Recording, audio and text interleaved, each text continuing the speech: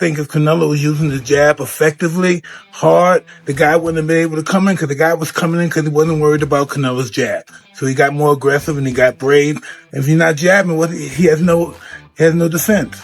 I really don't care how big Crawford is. If I'm Canelo, I feel disrespected.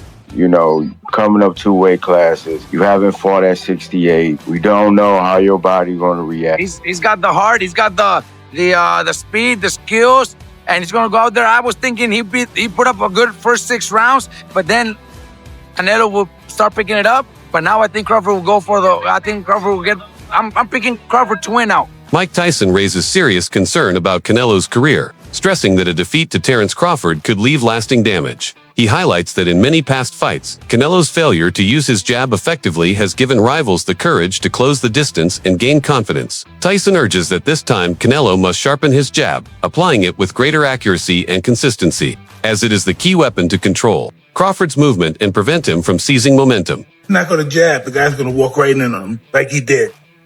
Next fight, use your jab, different fight. Oh, he was really bait.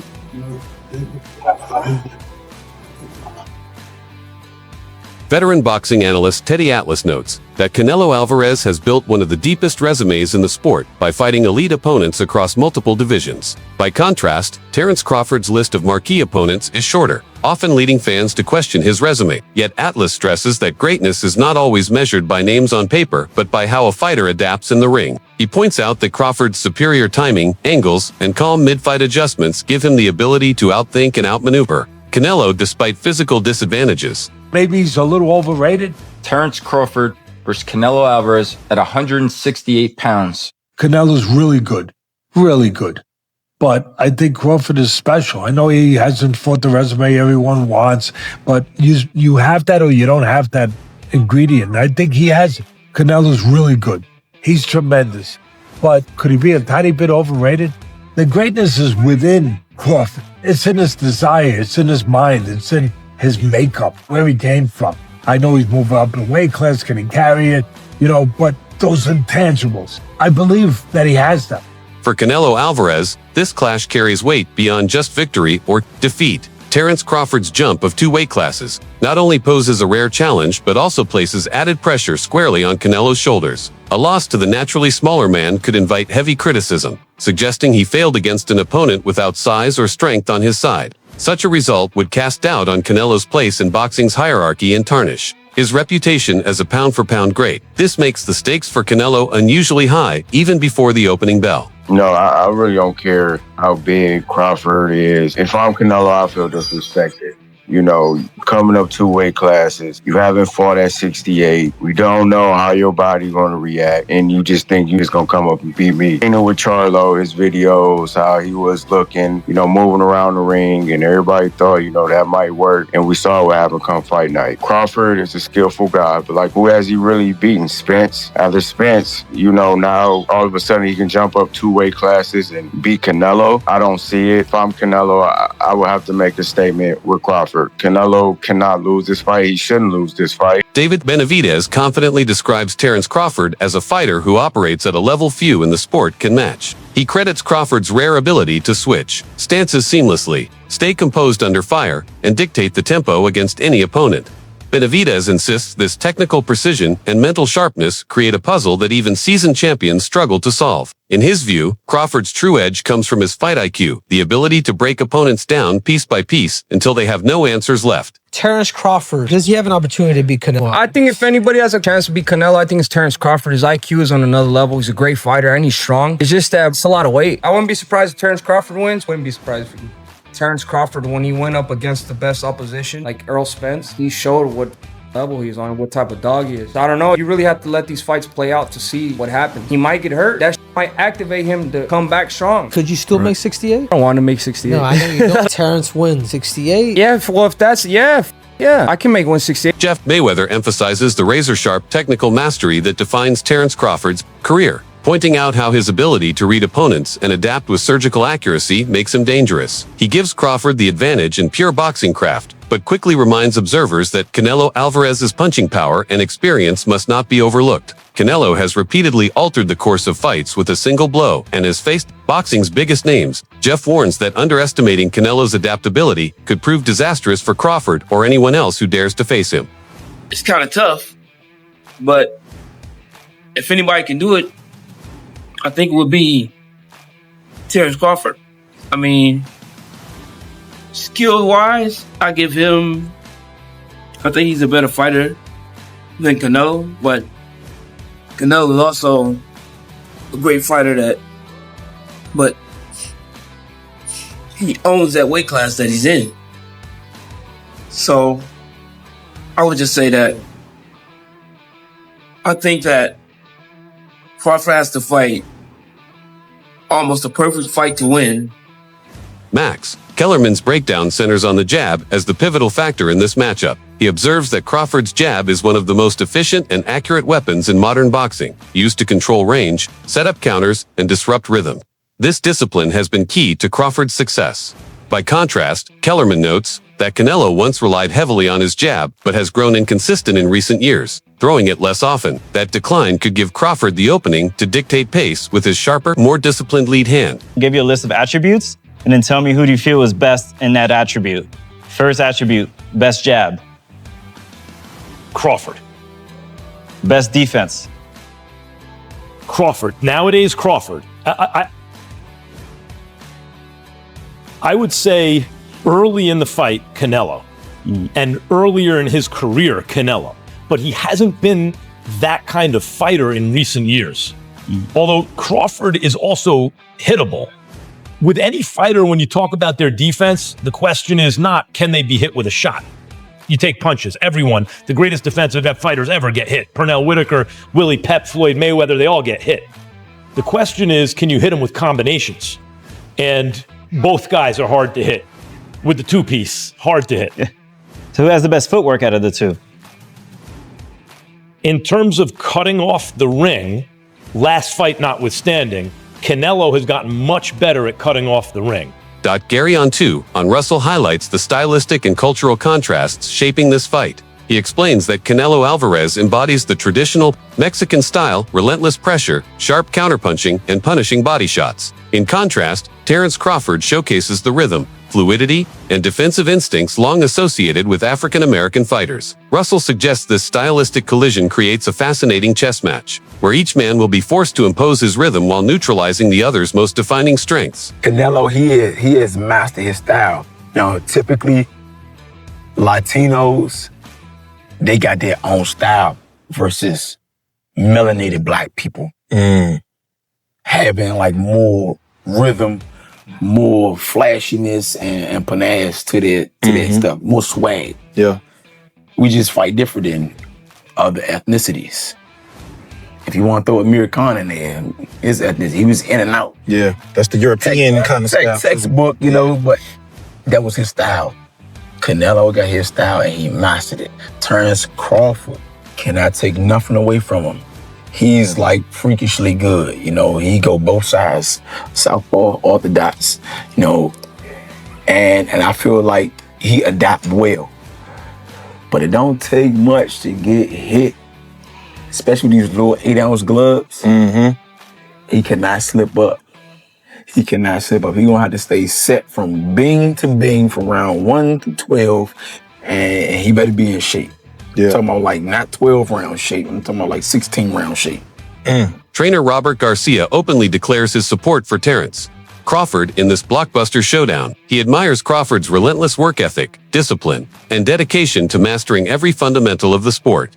Garcia views Crawford's rise as proof that technical brilliance and intelligence inside the ring can conquer even the most daunting challenges. While he respects Canelo Alvarez's achievements, Garcia personally wants Crawford to triumph, believing his success would be a refreshing moment for boxing. I love Crawford. He knows that. I've seen him. I've talked to him many times, and I wish him the best. I'm actually very happy for him and Bomac for everything they've done and the big fight that they're getting. You know, in this sport, making it to those fights and making it to those paydays, you got to be happy for anybody that makes it there. So Bomac knows, Crawford knows. Now I'm actually, after Canelo's performance, I'm actually leaning towards Crawford to win this fight. Why is that? What changed? Because I know Crawford's he's got the heart, he's got the the speed, the skills, and he's gonna go out there. I was thinking he put up a good first 6 rounds, but then Canelo will start picking it up. But now I think Crawford will go for I think Crawford will get. I'm picking Crawford to win now. Omari Jones praises Crawford's preparation for this fight as a textbook example of professionalism. Rather than simply bulking up, Crawford has carefully added weight through smart nutrition and precise conditioning, ensuring he keeps his speed and stamina intact. This method allows him to retain the agility that makes his style so effective. While building the durability to withstand Canelo's natural size, Jones believes this measured approach maximizes Crawford's chances of victory while minimizing the usual risks of moving up in weight. And like me personally meeting Crawford several times, it's like the man is just so competitive. It's like I don't even have to say nothing to him. He'll just like, man, when we sparring, it's like his competitiveness is always gonna put him over the edge, and then he just has that like, I'm not gonna let you bully me, or his skill set. And it, I know they talk about Charlo when Charlo moved up, but I feel like it may be a little bit different for Canelo this time around because Crawford took the moving up in weight classes serious. He did the dieting, he did the training. So I feel like when you put in work like that, it's a win-win. So you don't think Crawford, gaining that weight, because I saw him, he's pretty big. You don't think that's going to be a disadvantage for him in this fight? No, it looked like he put it on the right way. The nutrition, the like I said, the training. Crawford, he trains hard. So I feel like, I know they say he probably went up to like 185, so he has to lose that weight. But I think if he did it the right way, which I know he did, he'll be successful in September. And I know, like we discussed earlier, we talked with your pro debut, and now you're 3-0. Your last fight, July 19th against Blanco, and it was actually your third win by knockout. Yes. I'm super proud of you. How are you feeling about your pro career so far? I'm feeling great about my pro career. I definitely feel like it's off to a great start. Paulie Malignaggi adds that Crawford's balance in training camp could prove decisive. He explains that Crawford has gained the muscle needed to withstand Canelo's power without losing the quickness required to escape pressure and land counters. Malignaggi credits this to Crawford's highly disciplined camp, where every detail from sparring intensity to dietary precision has been perfected. He suggests this level of preparation could ultimately allow Crawford to impose his own style against one of boxing's most dangerous champions. Anna, wait, what's your thought about that? Yeah, I mean, well, Roy Jones is Roy Jones, but also Terence Crawford is Terence Crawford. But John Ruiz is not Canelo Alvarez. So that's another aspect of that comparison. And yes, exactly what the champ said, exactly what Abel Sanchez said, you're going to put on weight, you're going to be a different fighter. And I can say this even as a fighter as myself, as I've gotten heavier in my retirement, I try and move around the gym, it just feels different. And even when you start camp, you feel different in the beginning than you do at the end. But listen, we're still 4 or 5 weeks away. I don't know exactly what Terence is weighing right now. And even if he does say what he weighs, man, he's gone out there and said he's weighed all types of crazy numbers just to get media to respond. So it's really not really going to know until the fight and we see these guys next to each other. He might look bigger right now, but he might not be that heavy. He might still be in the range that these guys are targeting for the fight itself. Stephen Redman Edwards spotlights Crawford's mastery of movement as the foundation of his dominance. He notes that Crawford's control of distance consistently frustrates opponents, forcing them to miss and leaving them open to counters. Paired with his excellent conditioning, this skill allows Crawford to maintain a relentless pace. Across 12 rounds, Edwards stresses that Crawford's ability to make subtle adjustments mid-fight is underrated, while Canelo's recent struggles with stamina raise doubts. He believes this dynamic could tilt the fight decisively in Crawford's favor. He slips. He's really good. But Crawford is just so clutch. His conditioning is so good. They're going to be about similar heights. Crawford's a little taller. He's longer. And I think that Crawford's adjustments in fights are so underrated. He is a master adjuster. He finds something in every fight and just goes with it. That last fight, people talk about he struggled. You know what he found that last fight? A simple jab. He just started beating the guy up with a jab. He finds something in every fight. And he don't fight a lazy fight. Canelo, for as good as he is, he hasn't stopped anybody since 2021. That's 4 years. You know why? Because he gets a little tired and he gets like a little bit complacent. He's a power puncher. Anybody that punched that hard don't want to go 4 years without a stoppage. He haven't got a stoppage because he don't have the conditioning and the stamina to push a guy over the edge after he hurt him or after, you know, when the guy's running away from him to still be able to go get him. He don't want to go the distance in all these fights. You think he wants to go the distance with Jamel Charlo and John Ryder and Edgar Berlanga and Triple G at 68? He don't want to. But he don't have that extra gear anymore, in my opinion, to get guys out of there. Canelo's latest outing against William Skull sparked fresh concern among critics. His work rate appeared diminished, and his movements lacked the urgency and sharpness of his prime years. Instead of setting the pace, Canelo often reacted passively, letting Skull grow comfortable. This hesitance fueled doubts about whether Canelo still possesses the stamina and explosiveness to dominate elite opponents for 12 rounds. Analysts warn that these lapses could be ruthlessly exploited by a versatile fighter like Terence Crawford. And after really the Triple G fight is when we've seen the slippage on Canelo. And over the last 2 years, it's been immediately apparent. It's been apparent straight away over the last 2 years. Canelo's feet have always been slow. He's always been very slow-footed. So when people are saying, oh, it looks like his legs are slowing down, yeah, they are. They've never been quick, but now they're even slower, which is a problem. And Jim Lampley on commentary on Friday night show was saying that one of Canelo's biggest strengths is his legs. It generates power and it helps with his punch resistance. Well, those legs are sliding and that power is diminishing. Canelo hasn't had a stoppage win now since he knocked out Caleb Plant in 2021. And yeah, he's dropped some of these guys, but he's not been able to step on the gas and finish them. He's not been able to go through the gears. His gas tank, you can put that into question as well. And Canelo Alvarez, come July, be 35 years old. So he is, look, Canelo's been around so long and his real prime was in his mid-20s. So we associate Canelo, mid-20s to early 30s. So we kind of associate Canelo with that. I don't want to say ever young, but you know, he is still young, just not in boxing senses.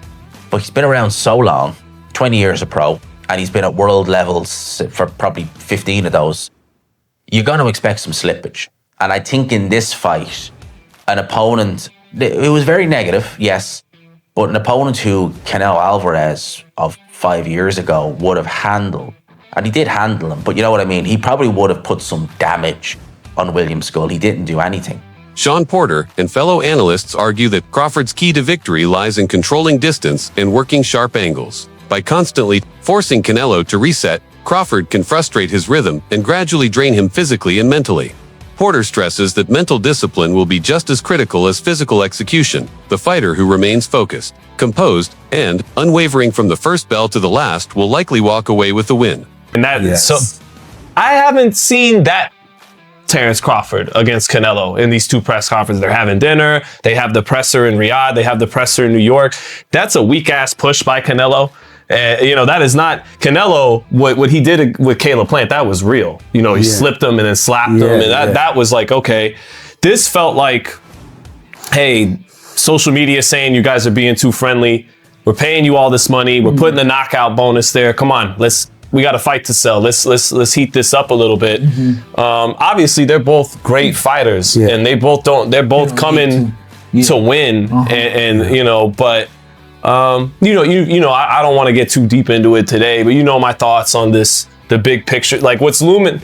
The fight to me, because I'm the journalist, right, is an afterthought. Share your thoughts in the comments. Subscribe and like this video, and stay tuned for more like this.